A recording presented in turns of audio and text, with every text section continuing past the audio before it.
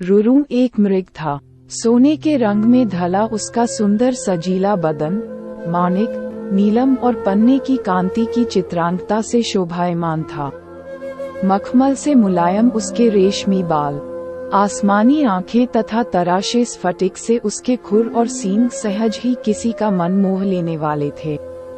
तभी तो जब भी वह वन में चौकैयां भरता तो उसे देखने वाला हर कोई आह भर उठता। जाहिर है कि रुरू एक साधारण मृग नहीं था।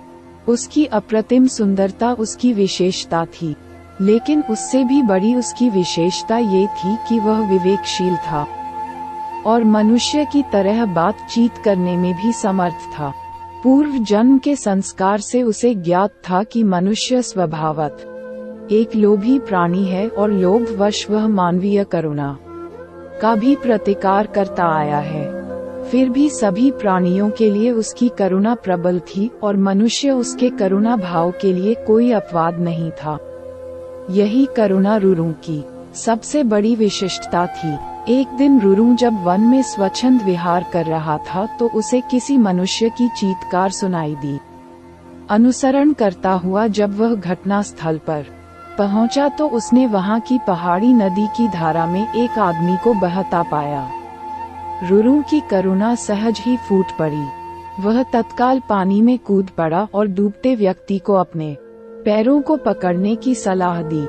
डूबता व्यक्ति अपनी घबराहट में रुरू के पैरों को न पकड़ उसके ऊपर की सवार हो गया। नाजुक रुरू उसे झटक कर अलग कर सकता था, मगर उसने ऐसा नहीं किया। अपितु अनेक कठिनाइयों के बाद भी उस व्यक्ति को अपनी पीठ पर लाद बड़े संयम और मनोबल के साथ किनारे पर ला खड़ा किया। सुरक्षित आदमी ने जब रुरू को धन्यवाद देना चाहा तो रुरू ने उससे कहा, अगर तू सच में मुझे धन्यवाद देना चाहता है तो ये बात किसी को ही नहीं बताना कि तूने एक ऐसे मृग द्वारा पुनर्जीवन पाया है जो एक विशिष्ट स्वर्ण मृग है, क्योंकि तुम्हारी दुनिया के लोग जब मेरे अस्तित्व को जानेंगे तो वे निस्संदेह मेरा शिकार करना चाहेंगे। इस प्रकार उस मनुष्य को विदा कर रुरू पुनः अपने निवास स्थान को चला गया। कालांतर में उस राज्य की रानी को एक स्वप्न आया।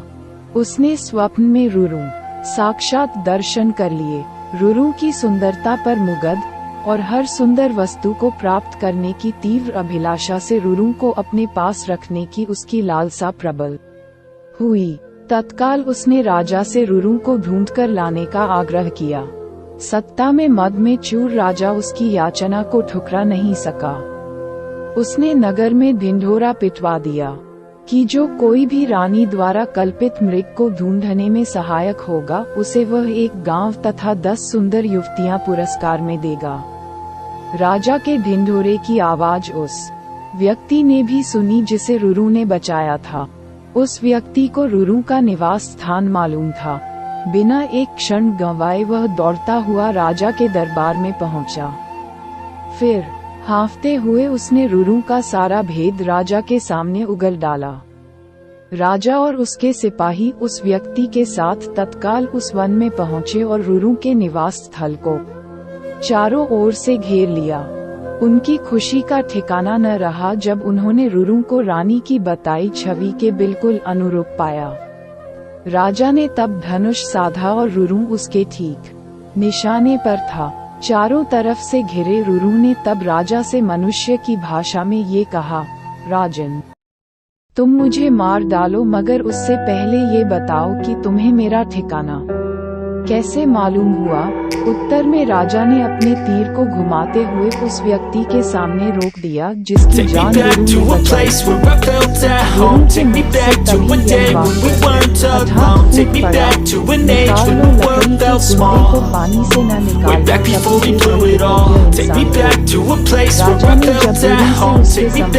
आशय पूछा तो रुरू ने राजा को उस व्यक्ति के ढूंढने और बचाए जाने की पूरी कहानी see through it all. Too many things going on, I can't keep track of them all. From people dropping a bomb to people putting up walls. I feel like life is on hold, perception stuck in a vault. I know that time can heal all, but how much time till we fall? It's awfully chilly outside when there's no shelter to hide. When everything is a lie, you'll find that out in some time. But when the things on your mind are all considered a crime, communication aside, we'll all just fight till we die. Is this an argument or just the start of it?